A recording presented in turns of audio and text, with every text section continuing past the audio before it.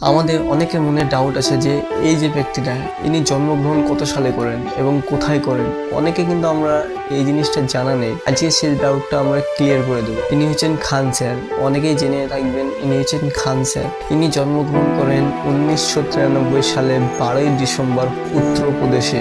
তিনি তার প্রথম যাত্রা শুরু করেন পাটনার একটি কোচিং সেন্টার থেকে।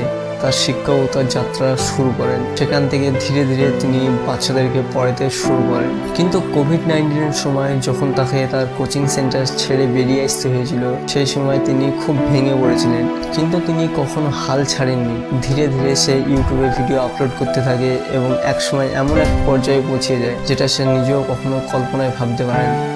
তাই বলছি ভাই, আজ আমরা যারা স্ট্রাগলের মধ্যে ফেস করছি তারা কখনো হাল ছিল না। পরিশ্রম করতে থাকো, চেষ্টা করতে থাকো। একদিন তোমার এই পরিশ্রমই একদিন তোমার পরিচয় হয়ে দাঁড়াবে। তাই আজ থেকে পরিশ্রম করতে শুরু করো।